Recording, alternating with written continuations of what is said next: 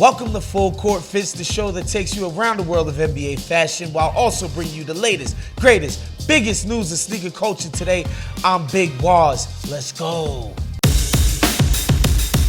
All right, let's hop right into Cop or Drop. First up, Denver Nuggets own Monty Morris in a Fear of God crew neck, the oversized Flocks sweatshirt. That's what they're calling it over there. Of course,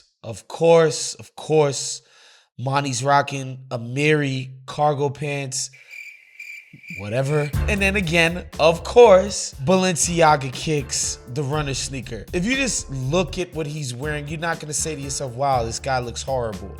However, when it comes to how much this stuff costs and how much income is available to these guys that's disposable, like you can just blow some money on some clothes, which is amazing. We would all hope to be so fortunate. Why be this uninspired? Fear of God, Amiri, Balenciaga sneakers that every scammer from West Hollywood to East Flatbush is wearing right now. Do something different. Try something outside of the box. I gotta drop this fit. Sorry, Monty.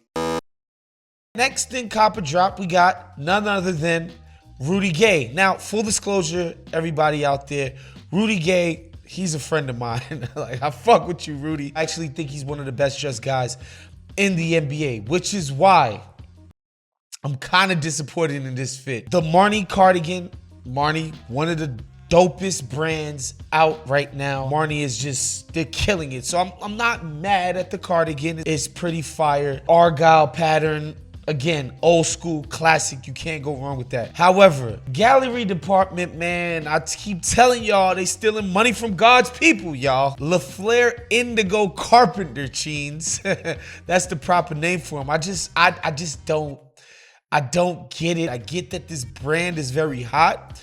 It's very trendy, but like, how can you look at these jeans and say, yeah. And then, of course, the LV trainer sneaker. I'm not a fan of these kicks. The price point for the lack of design and innovation, I just don't understand why anybody would put these on their feet. But hey, it's one of the most popular shoes out there. Like, you'll see people whenever you go out that's trying to stunt, they're rocking these LV sneakers. Rudy's my man. He's one of the best in the game. I'm dropping this fit.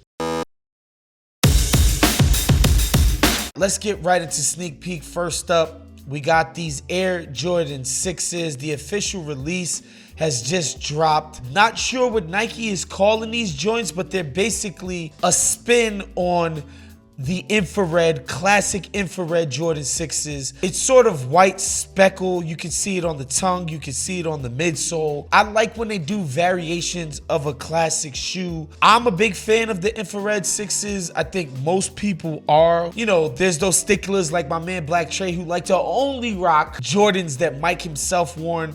The infrareds happen to be one of those.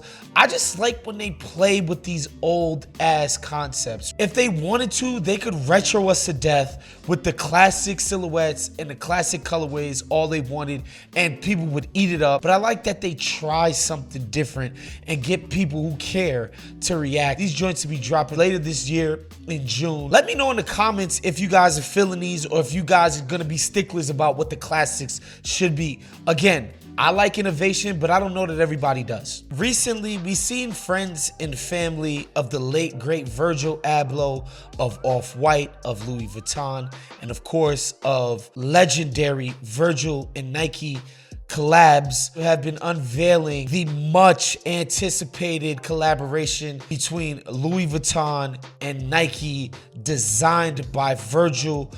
We've seen the yellow, orange, purple, and blues being unveiled. Of course, this incredible Louis Vuitton trunk, the orange version of it. And Louis Vuitton and Nike have released the info on how these sneakers will be distributed. They're not gonna have a major release. 200 pairs will be auctioned at Sotheby's. Starting bid at $2,000 each pair. I would imagine at that level of scarcity, they're gonna have no trouble going way beyond that $2,000 price point. Fans of Virgil, fans of LV at home, you will not be getting your hands on any of these sneakers. I'm of two minds here. I think it would be very easy for Louis Vuitton and Nike to get really gross really quick as it pertains to posthumous releases of Virgil's work. There was already a really high demand when he was with us, but as with anything, when a guy passes away, collectors get sort of crazy about it. So it would have been really easy and just make as much money as humanly possible because the demand, again, is out there. However, I'm of another mind too. I don't see why we can't treat this as a Louis Vuitton bag where everybody who wants one can have one after they access the requisite funds to purchase one. I think it's cool that people who felt very close to Virgil, loved his work, felt inspired by him, could have an opportunity to get their hands on something that he designed that has so much anticipation behind it. However, I can understand the instinct of not wanting to completely capitalize on a guy who passed away so suddenly and so tragically at such a young age. I would love to know what the people think about how Nike and Louis Vuitton should be handling these, but right now they're saying 200 pairs of the monogram style LV with the damier in between are gonna drop at Sotheby's, and they're gonna auction them off, and they're giving it to the Virgil Postmodern Scholarship Fund, which he founded as a way to pay for fashion school for young black students, which is a dope cause. Don't get it twisted, but I'm very interested to see what they do with these. All right, that was our show. Make sure you guys are subscribed to the Ringers YouTube. Hit that subscribe button, hit the notification so that every Friday afternoon you're getting full court fits, all right? We'll see you next week. I'm out of here. Peace.